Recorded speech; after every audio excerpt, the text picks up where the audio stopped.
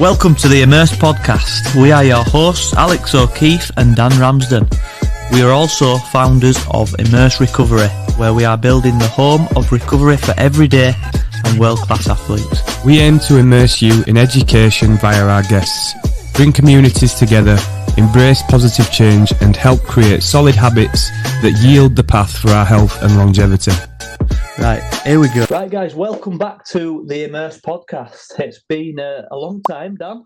Yeah, it's been a long time. But as the guys will know, has been following our brand, we've been evolving a lot over the last 6 to 8 months. And those will know that we've decided to go down the route of the beautiful thing that is sauna or sauna, depending how you want to pronounce it. Within that journey that we've gone through, Dan, we've kind of, pardon the pun, got immersed into the process of sauna. And in that process, we wanted to reach out to, some of the leading names within the space to kind of get us to help design our new product and help educate us more in the space. So on that one, we come across a fantastic book that was recommended by many people in the space called The Secrets of Finnish Sauna Design. And we are lucky to be joined by the author of that book, the nice Dr. Lassi Liikkanen. Welcome, sir. How are you doing? Glad to be here. I'm doing just fine, thank you. Yeah, good. It's an honour to have you with us, my friend, and just like to say thank you for helping us within our process, first of all. Obviously, it's a very in-depth world going into the sauna space, and we're kind of lucky to have you helping us, guide us through. Today's chat, Lassi, we're going to run through, obviously, your personal experience, personal background, but more importantly, the kind of a brief history of sauna, the origins of it, the culture, particularly from Finland, where you're based, the health and wellness benefits, and whatever else comes up, shall we say. So I think a good place to start, Lassi, is because people listening to our podcast might not necessarily be involved in the sauna space at all at the minute. So if you could kind of give us a brief sort of description of sauna, what is a sauna, to maybe someone who's not that into it, basically. Sauna, in the Finnish language, this word is pronounced sauna, whereas although it's the one word from Finnish language that's known all over the world, and I think most English speakers will just say sauna. So I don't really mind which way you put it. But because it has gotten spread around the whole world, it has also kind of changed its meaning. So if you go around different places in the world, and you might find people talking about the sauna, but it's definitely not always the same type of sauna that they're talking about. For me, coming from Finland, which is kind of the home country for at least the word of sauna, we've had saunas for at least 2,000 years. So I think we have some kind of cultural heritage to build from. The sauna represents this type of like special place, special part of we have to have different type of rituals that go around this place. When I'm talking about rituals, I don't really mean anything religious like Stonehenge kind of stuff. Instead, the sauna is very much like a living space that here in Finland, most of the people have at home. So it's something really like, even though it's kind of special, it's still almost like everyday kind of thing. Basically, it's kind of small room that's heated up to quite high temperature. From 60 to 90 degrees Celsius. People would go into the room to enjoy the heat and create steam, which is known as löyly in the Finnish language. These are the kind of, essential components. There's heat and then there's steam or löyly. Together, these are the kind of that make the magic of the Finnish sauna. And people here in Finland, you on average probably use the sauna at least once a week. Majority of Finnish people go to the sauna, not everyone, but almost majority of us do. So we have like sauna for more than one every other Finnish person. So there are quite a lot of saunas here in Finland. Yeah, quite a lot. There are private saunas, there are public saunas, but so the use of saunas nowadays happens mostly in association with pleasure and leisure. Back in the days, still like in the mid 20th century, it was more like for hygiene purposes. So people didn't have necessary showers or bathtubs, particularly in the urban areas. So they went to this kind of public urban bathhouse, public sauna, in order to kind of clean themselves up at least once a week. And for instance, there's still up to the kind of remnants of this old age is that the Saturday is still the kind of official Finnish sauna day when most of the people will go to a sauna. Right, nice.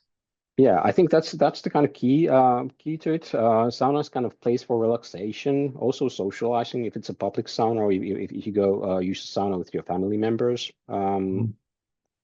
But I think it's important that particularly now the sauna has become, since after COVID and since after some research on the health benefits of sauna, particularly Americans have picked up the sauna as kind of almost like a new health, how to say, health tool in a sense. But I think in the Finnish style of thinking, sauna is not a tool. Sauna is kind of a part of this kind of lifestyle in which which the sauna gets used, but it's not like a gym equipment that you go and do some cardiovascular exercise for 10 minutes and then do something totally different. The sauna represents this kind of a place for relaxation. It's not like an exercise. It's not like a performance or an achievement to go to a sauna most of the time.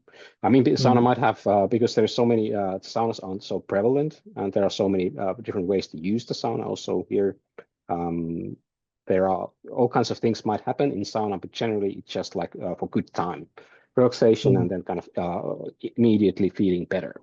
I'm quite intrigued, Lassi, is it very much so a cultural thing where you brought into this space even as a child, and this is just something that you grow up with as your sort of normal in Finland? And what can you remember from your earliest memories of a sauna, and obviously then how that has brought you to where you are now in terms of you're a doctor, you are an expert in this field, and also you help to design and produce. So, you know, what took you on that journey, and can you remember your first memories of the sauna?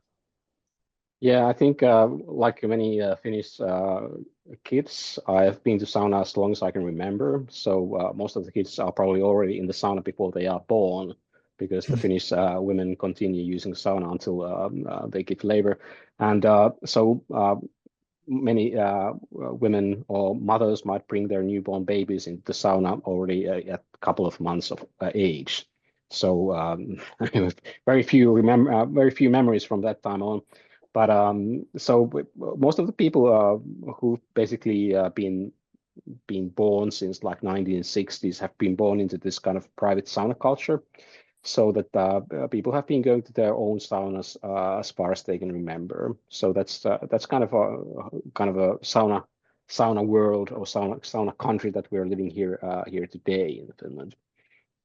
So wow. I can't really remember when I started using sauna, but I can tell you that I started being more seriously interested in sauna about 9 years ago, since I decided for the first time that I've been doing professionally.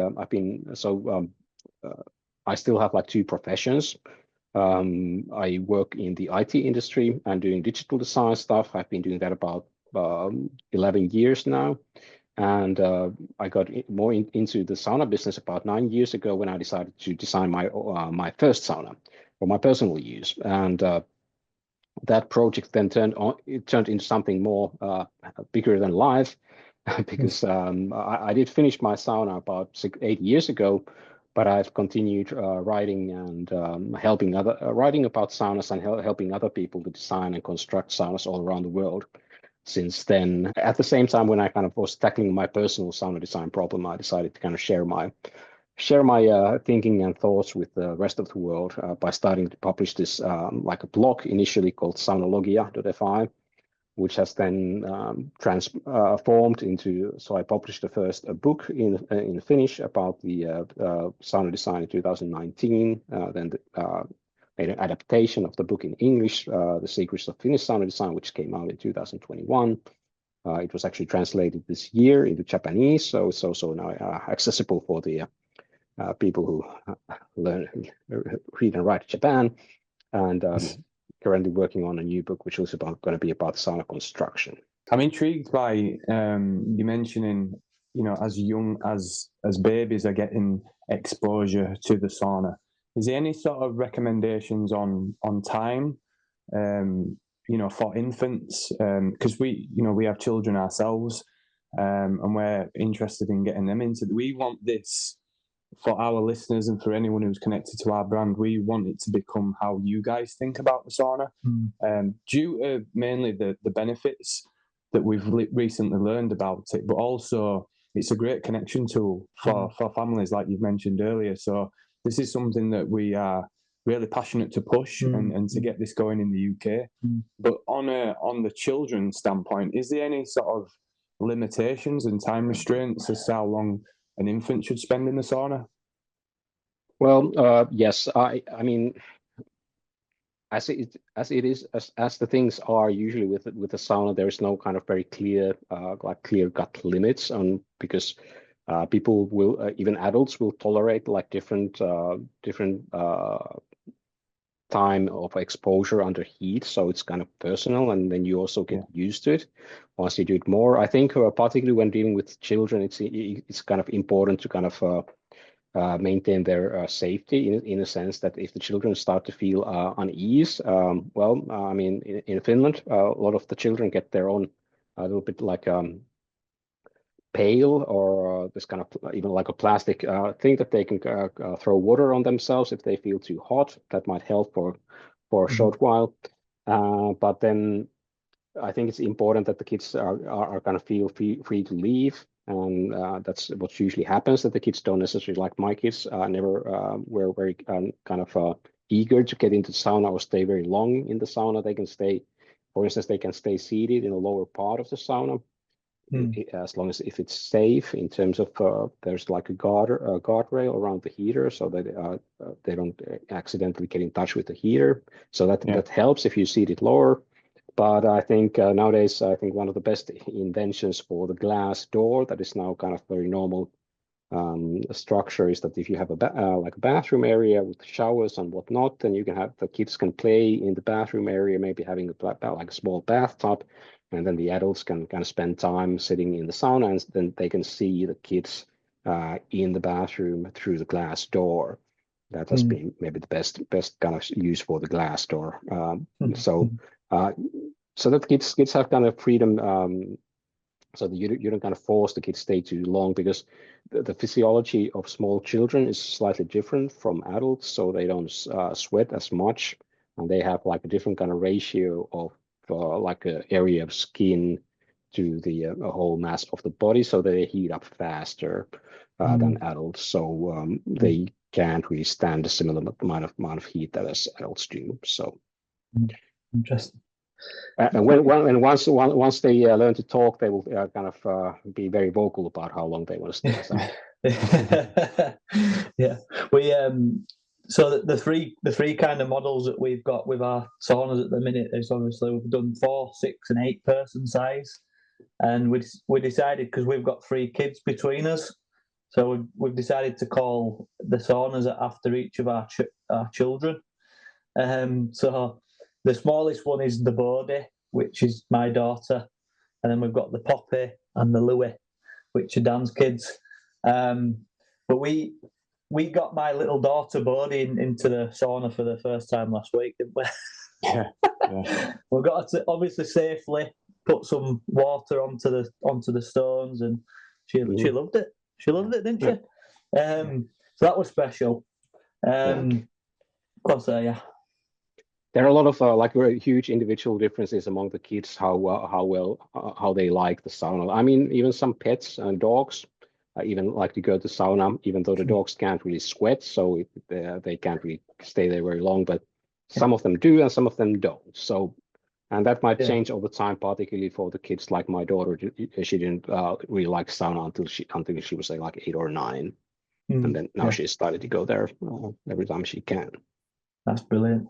There's such a in the UK because it's in its infancy. Quite, it isn't over here at the minute.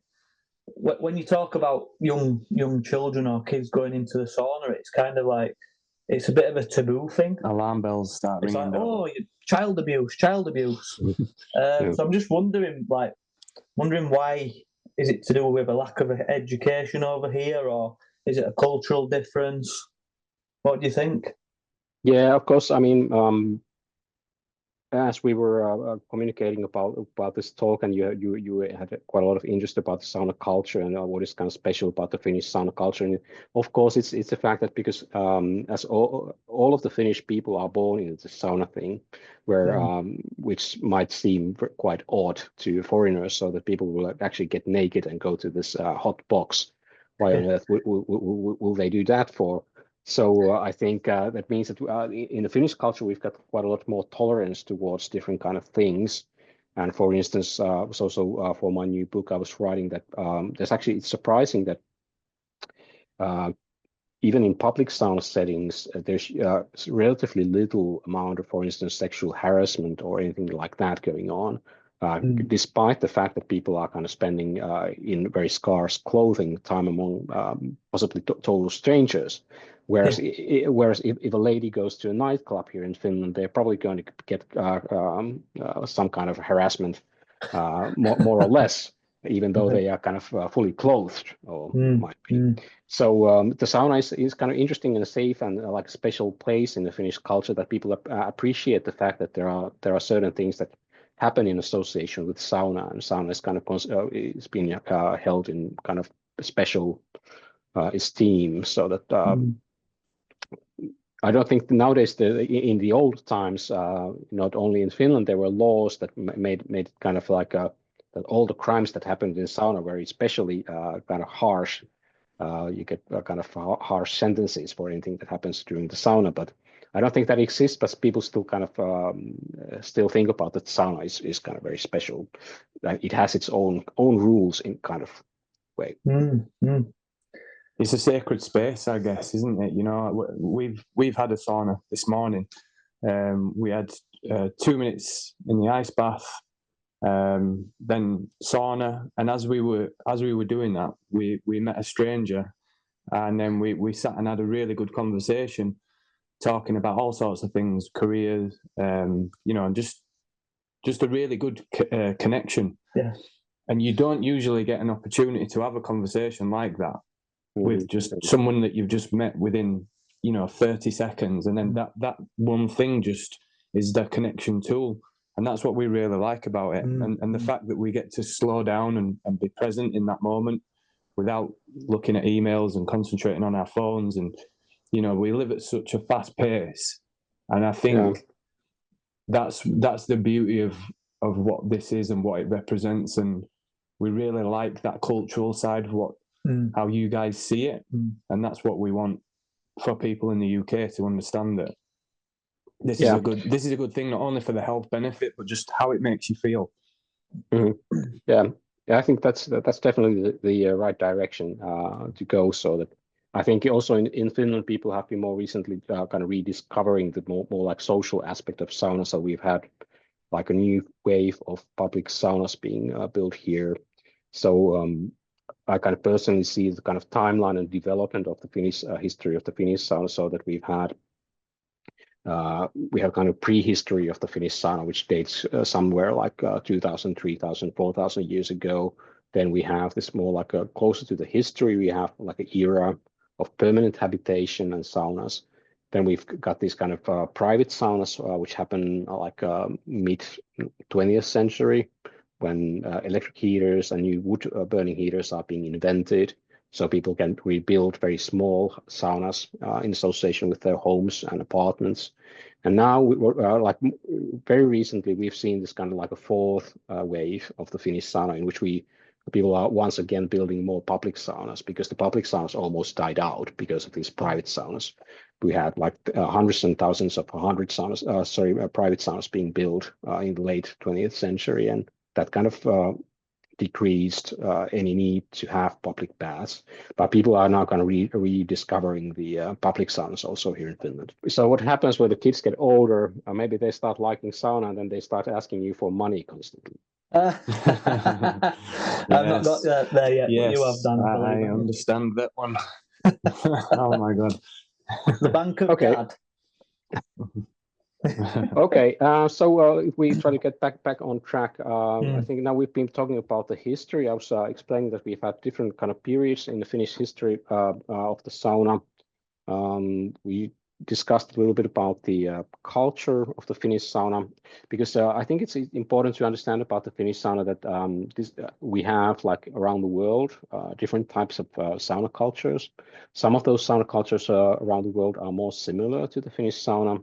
For instance, there's just like Baltic countries have their own sauna culture, and Russians have the sauna culture, which both of these two are quite similar to what we have here in Finland, because we have been like both culturally and also geographically kind of close together for a long time. But then you can also find like some interesting areas in the world, like Japan. I was in this spring in Japan. People in Japan have interestingly adopted this type of a lot of elements from the Finnish sauna culture, but they've been also inventing their own sauna culture. And then we have then we have a lot of different type of like baths, really like different steam baths, infrared rooms, or the Turkish hammam, which is kind of like a variation of a steam bath, which has totally different culture of its own, and like different customs and very different type of. What would you say? Because for people listening, it might be the first time that they've heard the word culture associated with sauna, because it just there's so many depths to it in there. So it's like, how would you kind of describe what the culture is within, particularly the Finnish sauna? How would you kind of round that up? I think when we think about when I'm talking about the sauna culture, I'm referring to the fact that how so we have it starts in the center of the culture. There's a space that we call sauna, and the culture happens when people, usually groups of people. So it's more than one person. I mean, one person might have a sauna culture of their own, but it's kind of meaningless to think about it in that way. It's about like a group of people who have like similar beliefs, who have similar styles of using the space. That's what kind of creates the culture. So we can talk about this kind of Finnish sauna culture because more or less we have about 5.5 million people here in Finland, and most of them use the sauna in a similar kind of way. So they have kind of their shared culture, and which is quite similar, for instance, to the Estonians and their sauna culture. But then you might go to Sweden. I was just actually having the chat with an architect who had been in Sweden, as was kind of not liking this kind of sauna he had been in Sweden. So the sauna culture in Sweden might be slightly different from what it's here in Finland. So it basically means that what sort of spaces are available and how those spaces are being used in a very simple way. From the that's obviously the cultural side, and that's really important for us to get that message across to people, that we want this to be a norm in terms of their lifestyle decisions.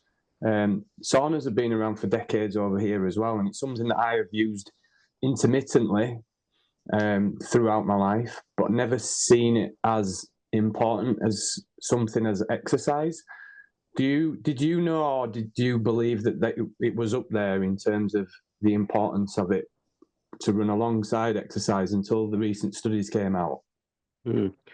Yeah, well, these kind of health and well-being aspects of sauna were probably not a very big surprise for most Finns, because sauna has been like very first, like a big international recognition of sauna in the modern times happened already in the kind of early 20th century with few Finnish Olympic athletes, runners like Paavo Nurmi. They were kind of telling to the global media, well, as global as it was back in the 1910s and 1920s, that they were using sauna to recover between their kind of Olympic runs. And so people have had faith in the kind of special capacity of sauna to heal in different ways over different times. Of course, back a very long time ago, people had like sauna was associated with different kind of almost religious types of healing practices, and of course, people don't believe in that kind of magic anymore. But people have still, I mean, because the influence of sauna in one's physical and mental state is so strong and immediate. So I don't think that people in Finland have always had faith that using sauna is definitely good for you in most circumstances.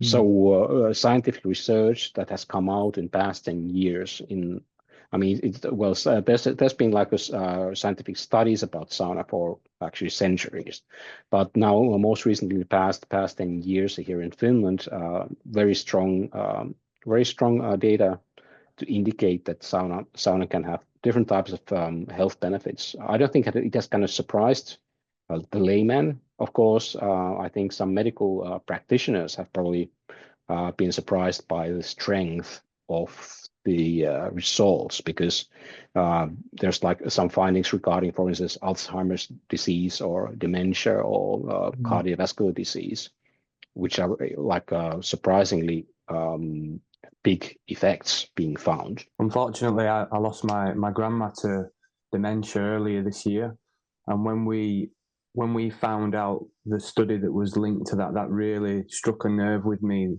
as to we have to do this now. We have to go, extremely hard at this to get this over the line. That were the extra bit of passion for me to get this over there. I think the results were 66% reduction in Alzheimer's and dementia for frequent sauna use. That is an insane statistic, and it's something that again, we want to bang that drum, and because it's a horrible disease, it's really it really strips you of your identity, and I don't want to see that again in my family, and I don't want it for anybody else if they can help it. So the frequency of the sauna as well is something that's, like I said, it's right up there with exercise, and it's something that we need to sort of think about doing every day if we can.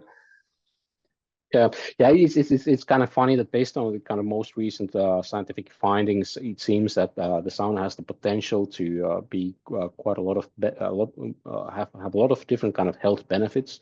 Of course, it's not kind of a cure-all panacea. So I mean, there are things that, for instance, diabetes is one of those things that doesn't seem to be affected too much about your sauna use.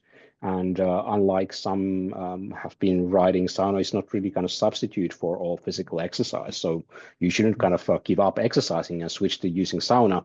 That's not going to be good for your kind of health either. But it's a kind of great complement for like a healthy lifestyle. So that if you exercise, definitely go and use sauna once you've done your exercise, and then you can kind of get even more benefits out of your exercise, because there's been also seen that there's like a combination of effect. If you do like exercise after, if you do sauna after exercise, it'll actually be better than either of those things alone. So, but that actually, I could actually draw your kind of attention from this sauna and health to back to this kind of thinking about sauna design and craftsmanship. That because in order to, as said, these studies have found that repeated and frequent sauna use is kind of necessary in order to achieve these health benefits. And so you can ask yourself, why would you go to a sauna almost every day? Because it seems that the sauna it takes some time. It seems that it's sweaty, it's hot. I think it's very important that you have to make the saunas enough lucrative. The sauna experience has to be rewarding, pleasurable in its own sense, in order to kind of support this kind of lifestyle decision that you actually want to go to the sauna frequently. It's not something, I mean, I can imagine quite a lot of, for instance, different like actual exercises, like doing like something like running. For instance, if you needed to run on a treadmill, 15 minutes a day. Yeah, well, you can probably do it. Some people can, but it's not very motivating maybe in itself. So I think it's important in order to guarantee the kind of nice sauna experience. You actually need to have very like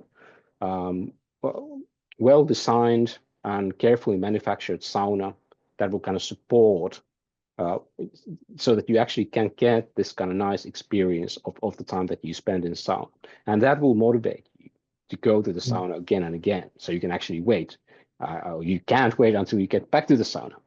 But it must feel good. I think it's important that there's a kind of some kind of immediate gratification that you get of going into sauna. Yeah. So you kind of referring to, well, it's the experience of going into the sauna, and not just I'm going in because I want to feel good, but it's because it. Say, for instance, you talk about the design, the lighting, the colour of the timber. Drawn to it. You're drawn to it from the kind of the physical aspects of it all. Yeah, of course. I mean, to me, in my kind of sauna design work, I pay like special attention to how the sauna will eventually feel, because the sauna is first and foremost, it's like a thermal experience in a way that it's mostly important that you get the right type of feeling of heat. You get a good air quality so that you can actually stay there in the sauna for at least 10-15 minutes at a time. Not half an hour. I don't recommend doing that. That's a little bit too long usually. And then, of course, when we're talking about a Finnish sauna, the aspect of steam or löyly is also important, so that you can pour some water on the heater and get some kind of a steam which temporarily changes the atmosphere and the climate inside the sauna. So all of those things kind of make up for the charm of the Finnish sauna. And when the sauna works very well,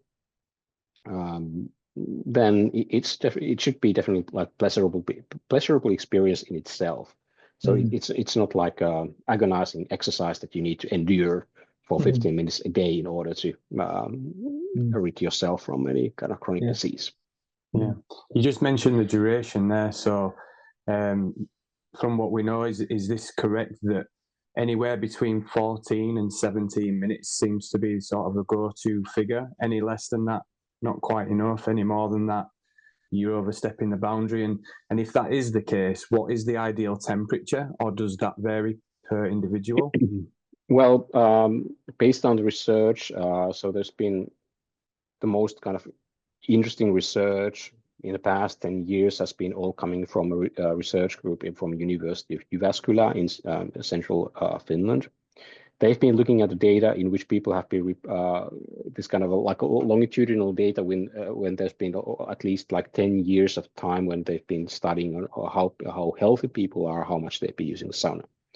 From those data, it has turned out that using the sauna at least 3 or 4 times a week that's the kind of most influential thing. If you can achieve at least that, or 4 or 5 times a week, then you are kind of reaping almost maximal benefits. Then is the duration of the sauna stay, which I think you're basically hitting the ballpark there. So it's something like between 15 and 20 minutes of the time that people actually spend inside the sauna. Of course, the overall sauna session might take much longer time than that, because people might, for instance, divide so that they spend 10 minutes in the sauna, come out, cool down for 10 minutes, and go back in. And you can repeat this as many times as you like, but apparently it seems that this like 15-20 minutes is enough. And then when it comes to the temperature, there's no that's even more vague. There hasn't been kind of any clear indication that you need to have a certain temperature in order to achieve these benefits. But it's kind of noteworthy that the Finnish sauna, these people who have been participating in these studies, 95% of those people have been using the sauna that's between like 60 and 90 degrees Celsius. And if you compare this to some other heat therapy solutions, for instance, infrared cabins or a steam room, you'll notice that those techniques don't use that high temperatures. So the high temperatures and the health benefits are at least the association has only been established in the context of Finnish saunas. So if some person claims that there are some health benefits to be had with infrared technology, they may be correct, but no one really knows, because these most recent findings are from the Finnish sauna users. Interesting.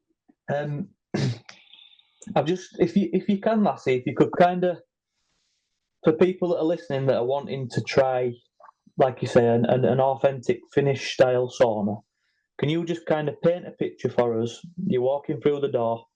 What do you see?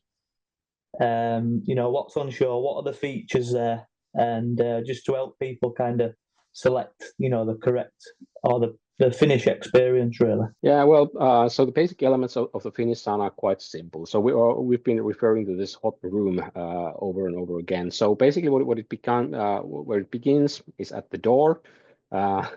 So when you open up the door, you usually see there are two prominent things. There are the benches, which are kind of exceptionally high configuration, so that they usually rise quite high towards the ceiling. So they are unusually high. There are usually several levels of the benches, which allows people to also slightly adjust the temperature that they feel comfortable with, because it's always the hottest, the higher up you go inside the sauna. Then there's the sauna heater, which is the other magical part. So the sauna heaters are usually like metal boxes, which have inside, they are either electric, wood-fired, they might be even gas-powered in some places, but usually electric. And inside this metal box, you have some amount of sauna stones. Sauna stones store energy that can be released by pouring some water on the stones. So you, in a Finnish type of sauna, you usually find some kind of a pail and ladle, so that you can use the ladle to pour some water on the hot rocks, and that creates steam, which is called löyly. And the steam always goes up. So that's why if you're sitting on the top bench, you actually feel that löyly very soon after it has been created on the heater. That's that's what you can expect to find in a Finnish type of sauna. And I think one tip for your listeners, if you happen to be in the UK, I think the British Sauna Society is kind of volunteer organization that helps like companies also promote their services. So I think British Sauna Society might have this kind of website where you can find out, if you have never tried out Finnish sauna before, you can probably find, you might be able to find a sauna close to you wherever you are in the UK, because there have been quite a lot of saunas popping up over the past 5 years or so. So just from a more personal perspective, Lassie, do you have like a particular routine that you have in your own personal sauna, like say with your family and at your house, or? Well, I say that my sauna routines have slightly changed, or got maybe slightly more complicated over the years since I started doing sauna more seriously. I've always been using sauna, so that's I still have some like a old routine. For instance, if I go to the gym, I will usually pick my gym based on the availability of the sauna in association with the showers. And so in a gym, I would always go to the sauna for about 5 to 10 minutes. So not a very long session immediately after working out. And I think that's kind of a good way to conclude the training. But then nowadays, what part of my like personal routine is that I will usually start my sauna taking it quite easily. I don't create any steam. I kind of wait until I actually can see that I've started sweating, because for me, nowadays that I've been doing sauna more often, you actually start sweating sooner. But it still takes me about almost 10 minutes before I can actually, I will start sweating. And I usually take the time kind of easy. I might even lay on my back, depending on where I'm at, before kind of getting into the löyly phase. So I kind of have this kind of build-up phase where I kind of wait until I get probably hot, and I definitely can tell difference that once I've started sweating, I can take the heat much more easily. If I just go into a random sauna, which is already very hot, and someone starts to dump in a lot of löyly, I usually don't get a very nice experience out of that, because my body is not really kind of it's not capable of kind of handling the high heat immediately. I need to kind of warm up first. A little bit similar like with heavy exercise, that you probably don't want to kind of try to do the 100-meter sprint immediately, but you kind of warm up before doing that. That's a good way of thinking of it. I've not thought of it like that either. So that's a good tip for people that are using the public sauna. I guess, you know, if you're doing it at home, you're naturally going to take that course, I guess. But yeah, using a public one, you know, that's something that we do as well, isn't it? So that's quite an interesting tip. Yeah. I'm intrigued to know your health regime yourself, and also, have you noticed any significant gains from anything from taking the sauna more seriously in the last few years? Have you noticed anything within yourself and how you feel? I certainly have. It's mainly my skin that I have seen and feel an improvement in. What about yourself?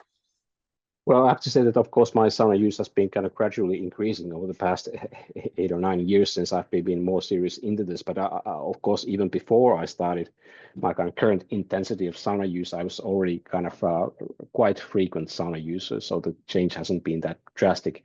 Although maybe over the past like a year or so, I've besides using the sauna at least 4 or 5 times a week, I've also started doing more like cold plunges and kind of swimming in the frozen sea or winter swimming, which I've done just yesterday.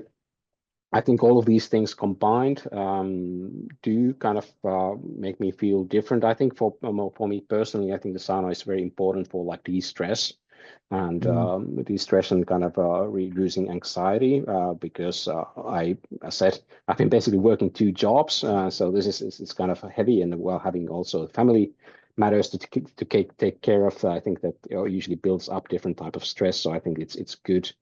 It can also have a positive influence on sleep, I feel, although you have to kind of that's a little bit like a tricky road in a sense that if you do like too heavy sauna, you definitely won't be able to sleep very quickly. You need to kind of take some time, leave your body some time to kind of recover. For me, it's about like 2 hours of like medium intensity sauna, but if I have like very heavy sauna, it might take even 4 hours to kind of fully be kind of back to the normal level. But it's kind of funny that, for instance, for me, sauna doesn't definitely kind of replace any exercise. Now that I've been following, I bought this kind of a clock a smartwatch in order to just observe my heart rate in the sauna. I've been using it about a year now, no problems. But I kind of noticed that my heart rate nowadays doesn't really usually go up like above 100. Never in sauna, because I've gotten so accustomed to the sauna. So that doesn't definitely kind of replace any cardiovascular exercise for me. But I think it's those kind of the mental benefits are the most immediate. And yeah, that's at least most important for me right now. I wasn't sure if you were aware of this one, but apparently I'm not quite sure where this study was pulled, but Finland is regarded as the happiest country in the world 7 years running.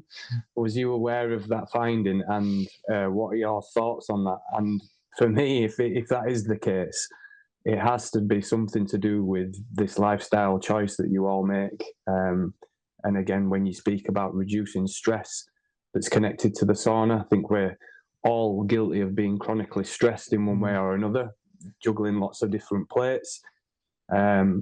You know, what are your thoughts on that? Because from what I'm finding, I really do believe that, you know, the cold water exposure that you have as well, those lifestyle decisions of frequent sauna use, they have to be up there with making these impacts. And what are your thoughts on the happiest country in the world? Yeah, that's a fair title to be given. Yeah, I was actually looking into that research a few months ago. As in this fall, I've been working on my upcoming book. So I'll have a book coming out next fall with the title Finnish Sauna, which then focuses on how you build your own Finnish type of sauna. But I've been also kind of looking into this, for instance, this particular research on the happiness. And I have to say that I'm sure that the widespread use of saunas here in Finland kind of contributes to the overall well-being of everyone in one way or the other. Of course, you have to kind of remember that, for instance, these kind of radical health benefits that we've seen, actually, even though the Finnish people use, or like 90% of the Finnish people use sauna, at least every now and then. Only like 10% of the Finnish people actually use the sauna like 4 or 5 times a week, or even more. So that basically means that if there are health benefits that come up with very frequent use of sauna, they actually not being, most of the Finnish people don't actually get those benefits, because they are, even though they're using sauna every now and then, it doesn't kind of influence their everyday life so radically, because it might be that that effect actually only happens if you go to sauna every other day. And most of the Finnish people don't do that. So even though we are the happiest country in the world, I don't think in that particular comparison, the sauna doesn't probably explain our great results. And that also, if you can look in, if you actually read the reports about this happiness research, I think there's kind of very little amount of in statistical terms variation that might be explained by the sauna use. They have analyzed it quite thoroughly what explains the happiness, and there's some amount of some little part that might be for the sauna, but not that much actually. As a Finn yourself, I mean, what are like you and your fellow countrymen thinking about this title? Is it kind of that must be a lie, or is it yeah, that's true? That'd be interesting to know. It does make the headlines every year, as it has been announced, because maybe it's also good that it's one clearly positive news that we get from Finland every year, whereas a lot of other things haven't been so positive in this decade. So it's definitely been noted in the Finnish media. Yeah. Take it. Yeah. Just take it. I think we're coming up to the end there, Lassi, and it's been fantastic to talk to you about this. Just kind of got a few little fun questions to end with, really. So is there any kind of strange or unusual sauna traditions from Finland or other countries that you can maybe inform us about? Well, I don't know, being kind of insider of a sauna culture, is very difficult to tell what people might find strange about our sauna cultures. Like for once, like whisking is one of those funny things. As I was so whisking refers to creating this kind of bunch of fresh leaves, for instance, from an oak or a birch tree, and then using this as a kind of hitting your skin. And yeah, I in last June I was in the US, and then I imported some Finnish whisks that were this kind of they were made out of plastic, so they that got quite a few laughs from the Americans, who couldn't really kind of associate anymore. They just thought that they were sex toys and not anything to do with sound. Bit of mild torture. Yeah, exactly. So yeah, I don't think, and then you can find all kinds of strange things, because even though we have, like I was telling, that there's like this kind of big bubble of the Finnish sauna culture, which happens here in Finland. Of course, then there are kind of smaller things inside of it where people might do some funny things. But we definitely do have a lot of bizarre saunas here in Finland. One I could mention is that there's one guy who built a sauna inside an old wine barrel. I mean, we've seen people building saunas almost anywhere, like from telephone booths to old